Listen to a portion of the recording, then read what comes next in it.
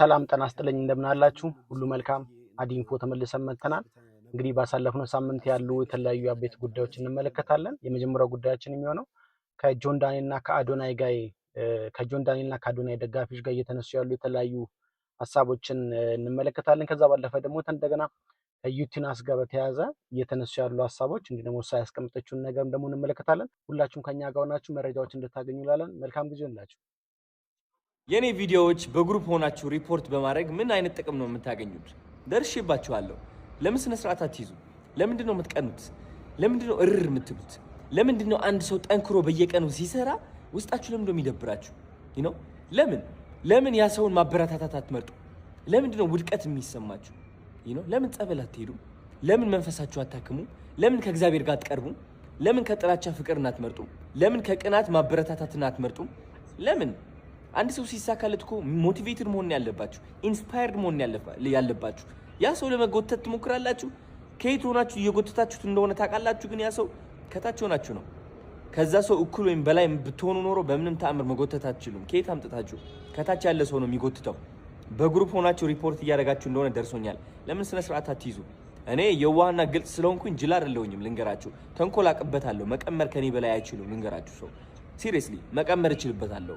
እኔ በፍቅር በመረዳዳት በመተጋገዝ ሰው በማድነቅ በማበረታታት አምናለሁ። you understand እኔ ስለተሳካልኝ እኔ የሆነ ነገር ስላመጣው ነው እንደዚህ ቅጥል የምትሉት አንዳንዶቻችሁ። ለምን ስነ ስርዓት አትይዙም? ለምን እኔን ከምታወድቁ ለምን ራሳችሁን ከፍ አታደርጉም? ጀስት ቁጭ ብለን መገንዘብ አለብን። በግሩፕ ሆናችሁ በሺዎች የምትቆጠሩ ሰዎች ቴሌግራም ግሩፕ ውስጥ ሆናችሁ ሪፖርት እያደረጋችሁ ነው። ስነ ስርዓት ያዙ። ቢ ኬርፉል what you doing። እኔ ተስፋ የሚያስቆርጠኝ ሰው አይደለሁኝም።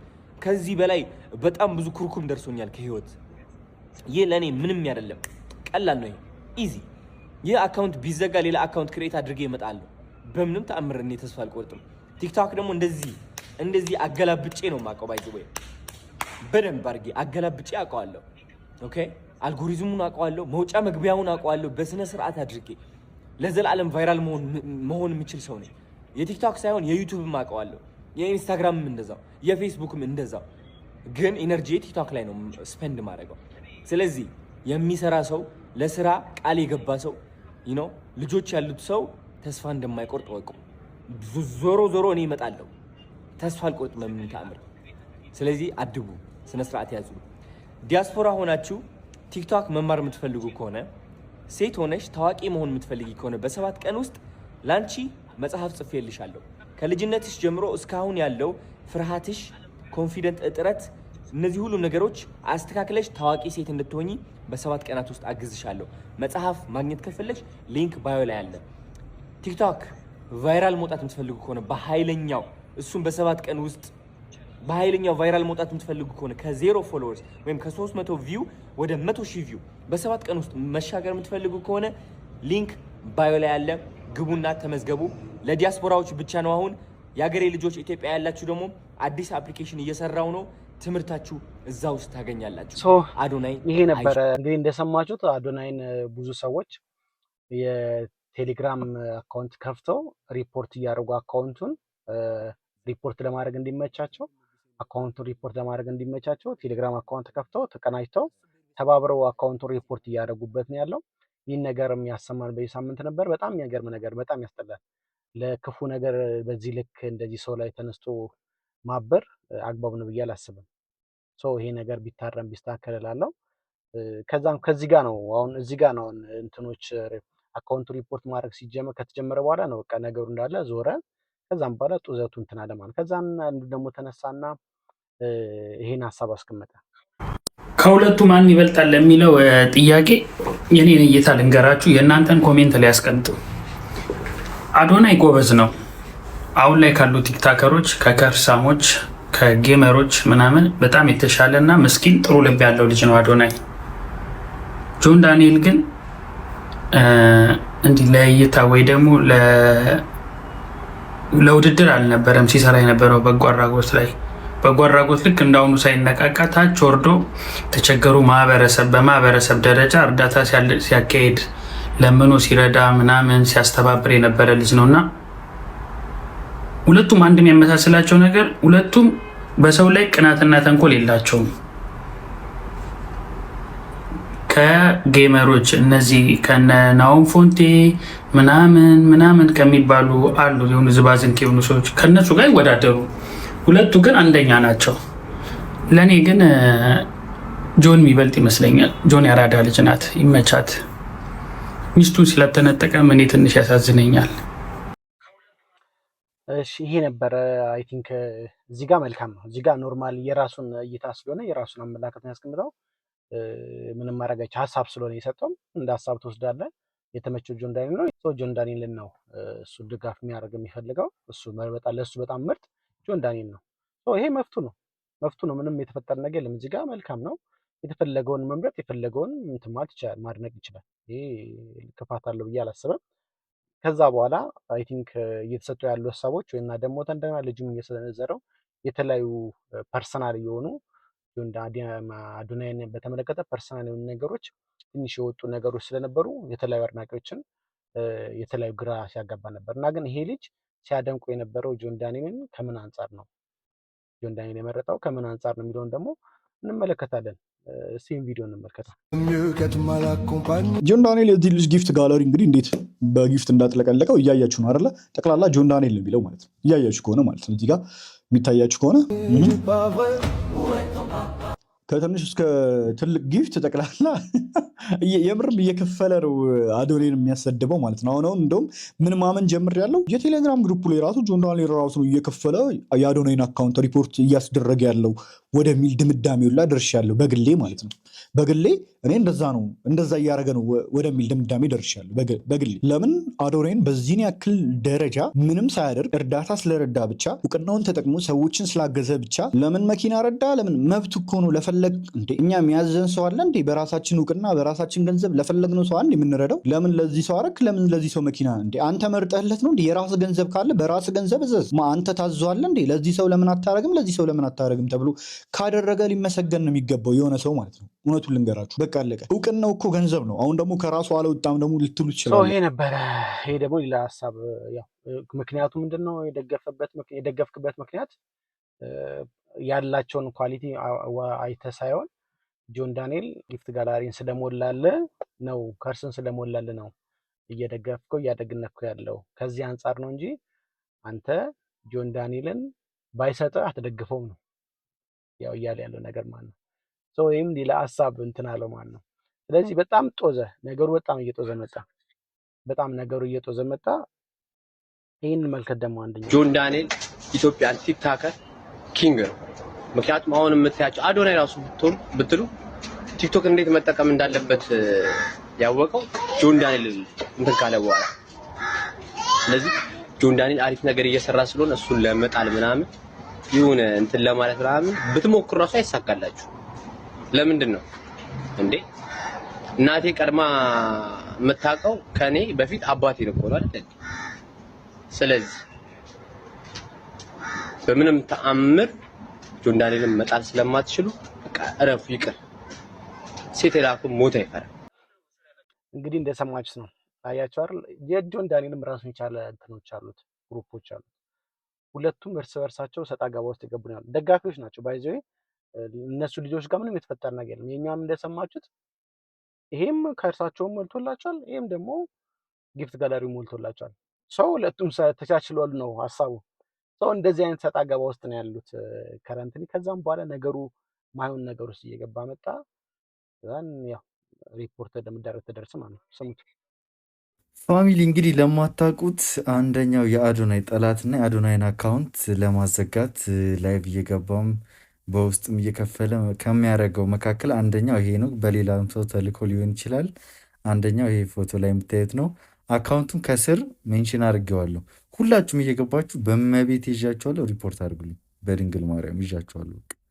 ይሄ አካውንት በዚህ ሳምንት ውስጥ እዚህ ልናየው አይገባም። በመቤት ይዣችኋለሁ። አዶናይ ስለማይላችሁ እኔ ማድረግ ፈልጋለሁ። ስለዚህ ሁላችሁም እየገባችሁ ይሄ ከስር ያለውን አካውንት ሁላችሁም እየገባችሁ ሪፖርት አድርጋችሁ በቃ ማየት የለብንም። ይሄን አካውንት ማጥፋት አለብን። ፕሊዝ ፋሚሊ በቃ ሌትስ ጎ። አሁን እንጀምር ዛሬው እና ቶሎ በሉኑ። ከስር ሜንሽን አለ። ይሄን እናስወግደውና ከዛን ቀጣይ ደግሞ ወዴት እንደምንሄድ እነግራችኋለሁ። እናመሰግናለሁ ፋሚሊ። እንግዲህ ሰምታችኋል አይደለ? ማለት አካውንቱን ማዘጋት አለብን ማለት በእንትን እኮ በቃ የራሳቸውን እንትን ነው የሚያራምዱት። የራሳቸውን ነገር ሄዱ በቃ ይሄም ይሄድ የራሱን ሀሳብ ይግለጽ። ምንድን ነው እሱ ጠብ የሚልበት ነገር የለም። ምንም የሚያደርገው ነገር የለም። አልነካው አልመታው ምንም አልተደራረጉም። እርስ በርሱ ደጋፊው ይሄኛውም ተነስቶ የአዶናይ ደጋፊ ነኝ ባዩ ተነስቶ የዚህ ልጅ አካውንት መዘጋት አለበት ይላል። የጆን ዳኒም ደግሞ ተነስቶ በዛው ልክ እንደዛ ይላል። ይሄ ፌር አይደለም፣ ልክ አይደለም። ልክ ሁለቱም እየሄዱ ያሉበት ነገር ደጋፊዎች ልክ አይደለም፣ አካውንት መዘጋት አለበት ብለው እንትን አሉት። አይ ቲንክ ልጁ ሪፖርት የደረገብኝ ነው አካውንት ሊዘጋብኝ ነው ምናምን እያለ ነበረ። ሌላው ደግሞ እንደገና በሚኖርበትን ቦታ ላይ ጋታ መታሰር አለበት። የአዶናይ ደጋፊዎች በአጠቃላይ ሪፖርት አድርጎ 5 ሰው ነው የሚፈለገው። 5 ሰው እኔ አንደኛውን አለው 4 ሰው ነው እንከሰዋለን ምናምን ብሎ እስከ ክስ ድረስ እንሄዳለን ያሉም ሰዎች አሉ። እንትን አይደለም ፌር አይደለም ማለት በቃ ሀሳብ ነው። ሀሳብ እርስ በርስ ይፋጀው እንጂ ልጁ መታሰር አለበት ብዬ አላስብም በግሌ ማለት ነው። ሰው ልጁም ደግሞ አንድ ሀሳብ አስቀምጦ ነበረ። ከዛም በኋላ ነገሩ በጣም እየጦዘ መጣ። በጣም ተመቸው ሙሉ ተጫዋች ነበረ። ቀጠለበት ልጁ ማለት ነው። ስሙት እስቲ።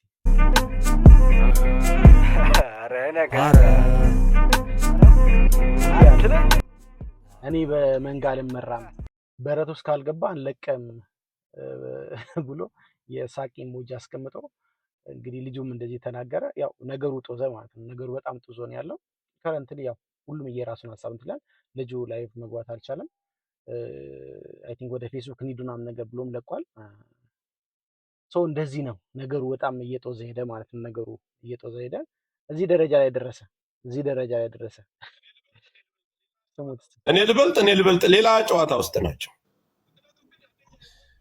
ፍጥነቱን ግን አንደኛ የኛውም ጌመር ስለሆነ ላይቭንም ሁሉንም ነገር ስለሚይዝ ፍጥነትም ስላለው ያካሄድም ስልቱም ሁሉም ነገር ህዝብም ጋር እንዴት መግባባት እንዳለበት ያውቃል።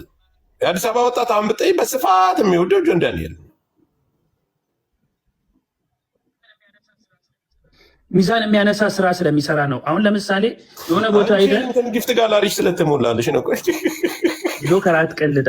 ስማ ሚዛን የሚያነሳ ስራ አለ። የሆነ ክልል ሄደ 5 ሚሊዮን ፎሎወር ልግባ ብለህ መሄድና እዋ ለማጠጣት መሞከር ይለያያል። እሺ አሁን የአዶናይ ደጋፊ ደግሞ አውሩ ዌብሳይትና መሲ እኔ ይኸውልህ ጆካዬ እግዚአብሔር መጡበት ሊደበድቡት ነው የአዶናይ ደጋፊ ድረስ መጡልኝ።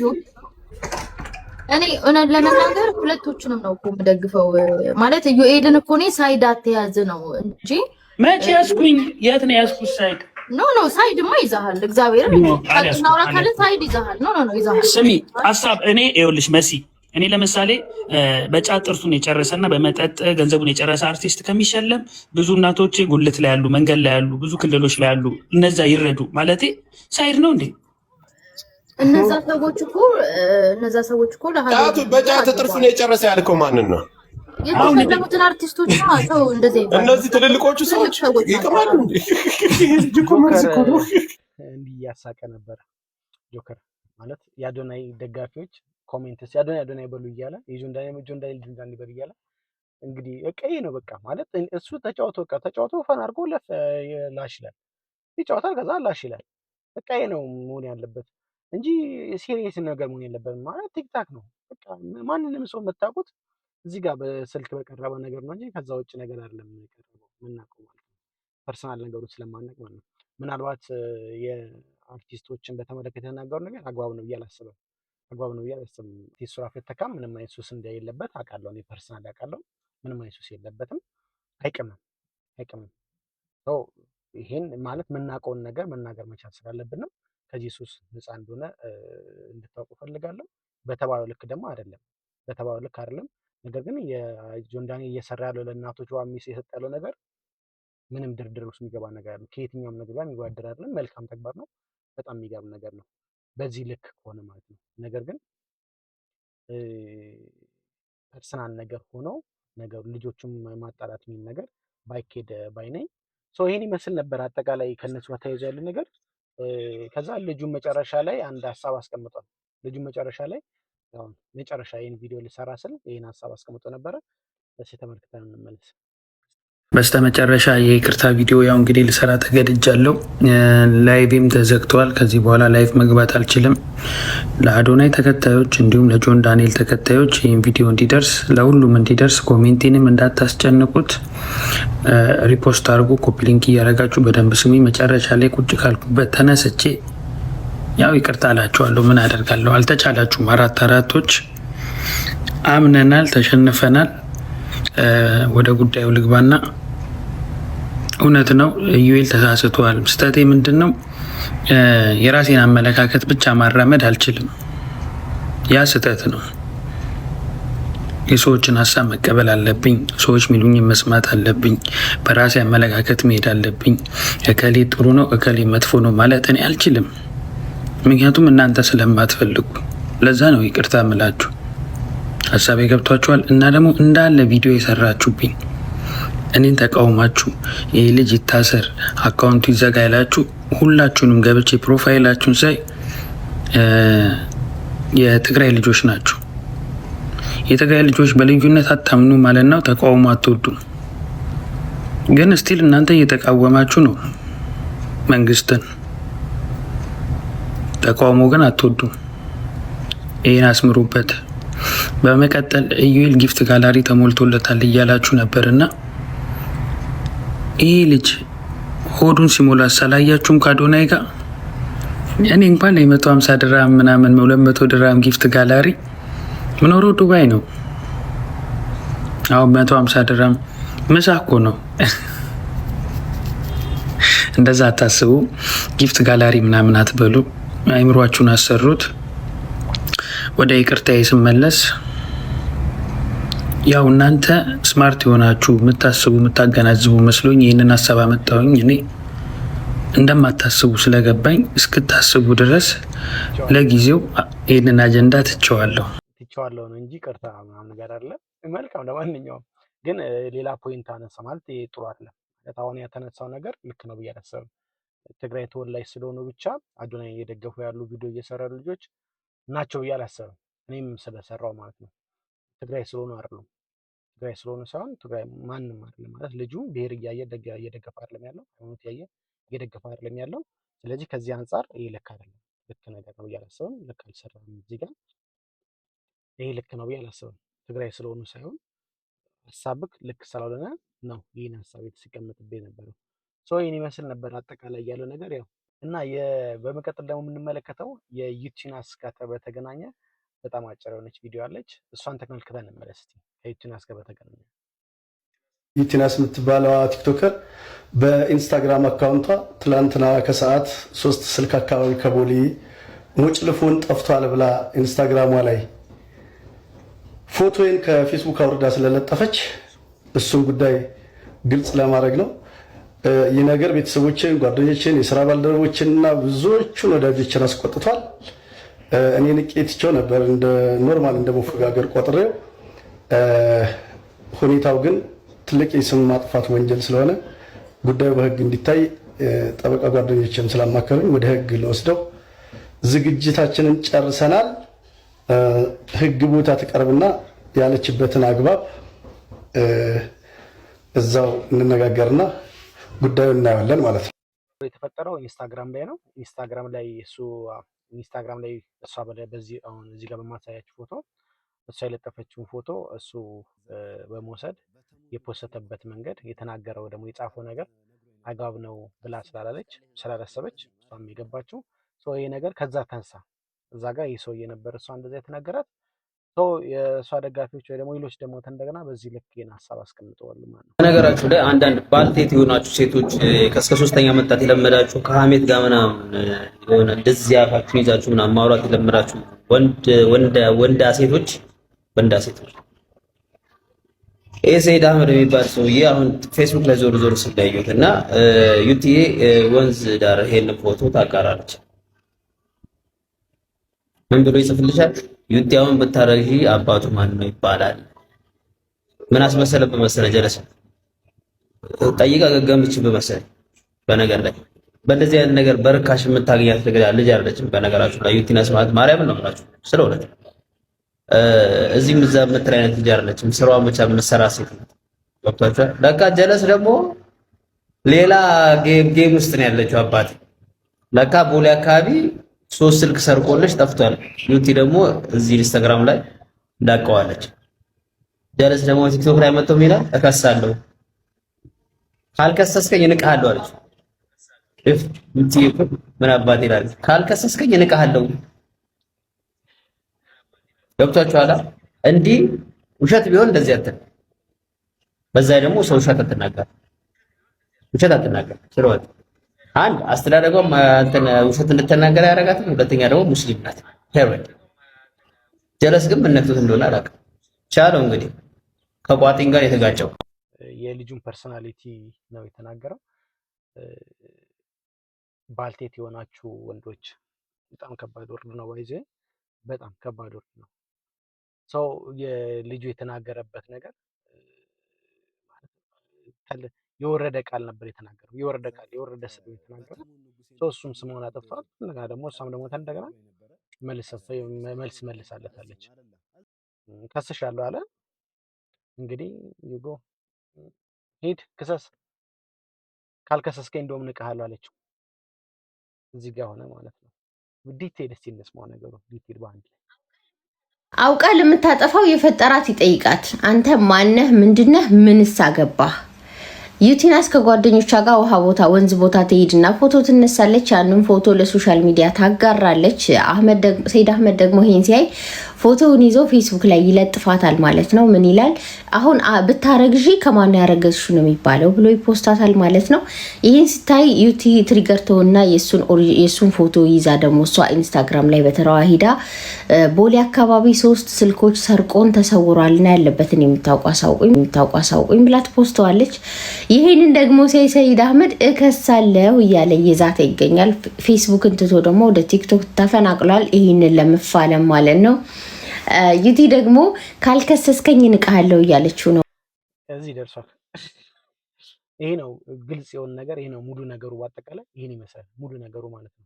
ስልክ ትሰረቅ አትሰረቅ ግልጽ የሆነ ነገር የለም። ነገር ግን ስልክ ጠፍቷል የሚል ነገር የተናገረችው እሱን ደግሞ እንደገና ያው የተናገራት ነገር ግልጽ ነው። እንደሰማችሁ ነው። ትንሽ ወርዱ ከበድ የሚል ነገር ነው። ስለዚህ ሁለቱ ጋር እንደዚህ ሆነ። ምናልባት መማማሪያ ይሆናል ከሚል እሳቤ ይህን ነገር አስቀመጠልን ማለት ነው። መማማሪያ ላይ ስለሚል ማለት ነው። ቲክቶከሯ ዩቲ የአንድ ግለሰብን ፎቶግራፍ በመለጠፍ 3 ስልኮችን ከቦሌ አትላስ አካባቢ ሰርቆን ጠፍቷልና አፋልጉን ስትል ለጥፋለች በኢንስታግራም ገጿ ላይ። ይሄን ተከትሎ የህግ ባለሙያዎችን አናግረን ነበር። አንድን ግለሰብ ስልካችሁን ቢሰርቅባችሁ ተጠርጣሪውን መለጠፍ ይቻላል ወይ? በማህበራዊ ሚዲያ በኢትዮጵያ ህግ አይቻልም። በኢትዮጵያ ህግ መሰረት አንድን ግለሰብ ሌባ የማለት ስልጣን ያለው ፍርድ ቤት ነው። በተጨማሪም የተጠርጣሪን ፎቶግራፍ ደግሞ በማህበራዊ ሚዲያ የመለጠፍ ስልጣን ያለው ፖሊስና አፋልጉኝ ብሎ። ስለዚህ አንድ ግለሰብ ተነስቶ እከሌ ስልኬን ሰረቀኝ ወይም ደግሞ እንደዚህ ያደረገኝ ብሎ የዛን ሰው ፎቶግራፍ መለጠፍ በኢትዮጵያ የጥላቻ ንግግርና የሐሰት መረጃ ስርጭት አዋጅ ቁጥር 1185/2012 ሊያስከስስ እንደሚችል የህግ ባለሙያው ለዘሀበሻ ነግሯል። ይህ አዋጅ በሶሻል ሚዲያ ላይ የሚለቀቁ መረጃዎችን በጥብቅ ይቆጣጠራል። አንድን ሰው ያለ በቂ የህግ ማስረጃ ሌባ ብሎ መለጠፍ እንደ ሐሰት መረጃ ሊቆጠር ይችላል። ምንም እንኳን ስልኩ የተሰረቀው ከእርስዎ ቢሆንም ህጉ ሌባ የመባል ወይም የማለት መብትን የሚሰጠው ለፍርድ ቤት ብቻ በመሆኑ እርስዎን በግሎ የሚሰጡት ፍርድ በአዋጁ ሊያስቀጣውት ይችላል። እንደዚሁም ደግሞ በኮምፒውተር ወንጀል አዋጅ ቁጥር 958/2008 መሰረት አንድን ሰው ለማዋረድ ወይም ስሙን ለማጥፋት በማሰብ በኮምፒውተር ስርዓት አማካኝነት መረጃ ማሰራጨት ይከለክላል። የሌላውን ሰው ክብር ወይም ዝና የሚነካ ጽሑፍ፣ ምስል ወይም ሌላ መግለጫ በኮምፒውተር ስርዓት አማካኝነት አሰራጨ በሚለው አንቀጽ መሰረት ተጠያቂ ሊሆኑ ይችላሉ። በተጨማሪም የተጠርጣሪን ፎቶግራፍ እርሶ መልቀቆ ካለ ፖሊስና ፍርድ ቤት ትዕዛዝ ማስረጃ በማጥፋት ሂደት ላይ ሌላ የፖሊስ እንቅፋትን ይፈጥራል። በተለይም ተጠርጣሪው ግለሰብ ፍርድ ቤት በሚቀርብበት ሰዓት ላይ ከሳሽ ፎቶግራፊን ቀድሞ በማህበራዊ ሚዲያ ስለለጠፈብኝ መከላከያዎች ሁላ ተበላሽተዋል በሚል ሊከራከርበት ይችላል። እንዲሁም ተጠርጣሪው ግለሰብ በስም ማጥፋት ወንጀል እርሶን መልሶ ሊከሶትም ይችላል። በፍርድ ቤት ብዙ ጊዜ የሚያሸንፈው እውነት ሳይሆን ማስረጃ በመሆኑ እርስዎ የለጠፉት ግለሰብ ራሱን ተከላክሎ ነፃ ቢሆን መልሶ ራስዎትን በስም ማጥፋትና የማህበራዊ ጫና ደረሰብኝ በሚል እርስዎን ከፍተኛ የሆነ ካሳ ሊጠይቅዎት ይችላል። ስለዚህ ዋናውና ትልቁ መፍትሄ ተብሎ በህግ ባለሙያዎች የሚነገሩ ነገር ስልኮ ከተሰረቀቦት፣ ንብረቶ ከተሰረቀ ያንን ግለሰብ ተጠርጣሪውን ግለሰብ በማህበራዊ ሚዲያ ላይ ፎቶግራፉን መለጠፍ ሳይሆን ለፖሊስ ማስረጃውን ወስዶ መስጠት፣ ክስ መመስረት ብቻ ነው ከእርሶ የሚጠበቀው። በማህበራዊ ሚዲያ ላይ ወጥቶ የራስን ፍርድ መስጠት ግን ጣጣው ብዙ ነው። በጣም ኢምፖርታንት ነገር ነው ብዬ ስላሰብኩ ነው። ማለት ለብዙዎቻችን ይጠቅመናል፣ አስተማሪ ነው ብዬ ስላሰብኩ ነው ያቀረብኩት። ዝም ብለን የሰውን ፎቶ ከምለጠፍ ይልቅ መረጃውን ለፖሊስ ማስረከብ፣ ከህግ አንጻር ያሉትን ነገሮች በዚህ ልክ መሄድ ስላለብን ምናልባት ሊከሰትብን ስለሚችል አገኘን ብለን ማህበራዊ ሚዲያውን እንደፈለገ የተጠቀምበት ያደረገ ስለሆነ እንደዚህ ብለን የምንዘረግፈው ነገር ነገ ላይ ራሳችን መዘዝ ሊያመጣብን ስለሚችል እንድንጠነቀቅ ከሚል እሳቤ ያመጣሁት ነገር ነው፣ ያመጣሁት ቪዲዮ ነው። አጠቃላይ የዛሬ የነበረን ቆይታ ይህን ይመስላል። ስለተካተላችሁ እናመሰግናለን። እንግዲህ ሁላችሁም እየገባችሁ ዩቲዩብ ቻናላችንን ሰብስክራይብ እንድታደርጉልን እናበረታታለን። እንዲሁ ደግሞ ላይካችሁንም ሼርም ኮሜንትም እንድታደርጉልን ሀሳባችሁን እንድትገልጹልን እንላለን። ሁላችሁም እናመሰግናለን።